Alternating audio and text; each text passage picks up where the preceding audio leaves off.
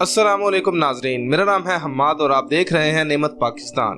ناظرین، پاکستان میں machine reader passport جنہیں MRP بھی کہا جاتا ہے وہ آلریڈی بن رہے ہیں، اور اب حکومت پاکستان نے ای پاسپورٹ ایشو کرنے کا بھی فیصلہ کر لیا ہے۔ ای پاسپورٹ کیا ہے، اس کے کیا فائدے ہیں اور یہ کب سے شروع ہوں گے؟ اس کے علاوہ جن لوگوں کے پاس آلریڈی پاسپورٹس موجود ہیں ان کو کیا کرنا ہوگا؟ تو یہ سب باتیں آج کی اس ویڈیو میں آپ تک پہنچائی جائیں گی، اور آپ سے گزارش ہے کہ اگر آپ نے ہمارا چینل نعمت پاکستان سبسکرائب نہیں کیا تو ابھی کر لیں تاکہ ہر نئی ویڈیو کی اپڈیٹ آپ تک بر وقت پہنچ سکے۔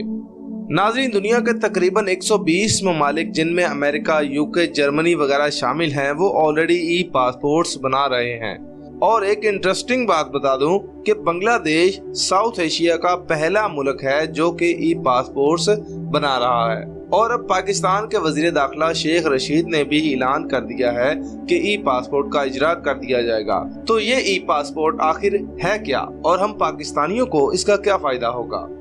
بیسیکلی ای پاسپورٹ ایسے ہی ہے جیسے ہمارے سمارٹ ID کارڈ، بالکل انہی کی طرح اب ای پاسپورٹ میں بھی ایک الیکٹرانک چپ لگائی جائے گی جس میں آپ کی تمام معلومات سٹور ہوں گی۔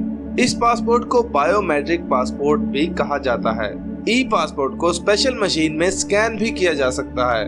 موجودہ کمپیوٹرز پاسپورٹ پر صرف QR کوڈ سکین کی آپشن ہی موجود ہے، لیکن ای پاسپورٹ میں اضافی خصوصیات ہوتی ہیں جن کے لیے اسپیشل ای گیٹس بھی ہوتے ہیں۔ ای پاسپورٹ کا ایک فائدہ یہ بھی ہے کہ چیک ان کا ٹائم بچتا ہے، ایک آٹومیٹک طریقے سے آپ کی چیک ان ہو جاتی ہے، بورڈنگ آسان ہو جاتی ہے، امیگریشن آسان ہو جاتی ہے، اور ای گیٹس کا استعمال کرتے ہوئے لمبی قطار میں بھی کھڑے ہونا نہیں پڑتا۔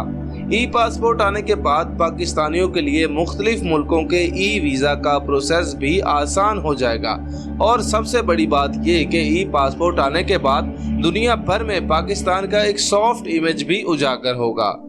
اب جن لوگوں کے پاس آلریڈی پاسپورٹ بنے ہوئے ہیں ان کو فورس نہیں کیا جائے گا کہ وہ زبردستی ای پاسپورٹ بنوائیں۔ یہ آپ کی مرضی ہوگی۔ جب آپ اپنے پرانے پاسپورٹ کو رینیو کروانے جائیں گے تو آپ کے پاس ایک آپشن ہوگا کہ آپ اپنا وہی پاسپورٹ کنٹینیو کریں یا پھر آپ ای پاسپورٹ پر کنورٹ ہونا چاہتے ہیں۔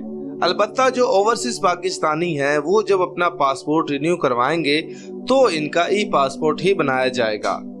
امید ہے آپ کو ای پاسپورٹ کی اہمیت کے بارے میں تمام معلومات مل گئی ہوں گی۔